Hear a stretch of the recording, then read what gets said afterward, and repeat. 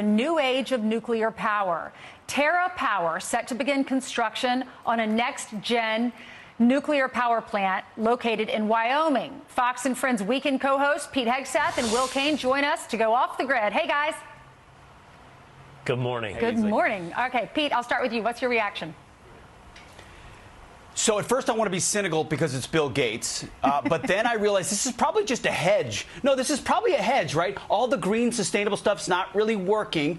We know nuclear does work. You either have to be a country, a big state, or a billionaire like Bill Gates to have the kind of money to fund it and then get through the bureaucracy to actually make it happen. So I love this. Nuclear power is the solution. Like, it's clean for all those that are real worried about that. And it's very abundant, especially with the improvements that we've made. Hey, Will, I know you love Texas, but Tennessee is the only state that's built a nuclear power plant in the 21st century. We built one in 2016, and we get almost 50% of the power in Tennessee from nuclear. So we're already ahead of the curve and on the grid.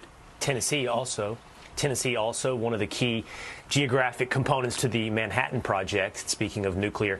Hey, I go into it with the same level of skepticism. Same thing at the beginning, but I come away from it like this is a huge victory for, as you pointed out, clean, efficient, cheaper energy.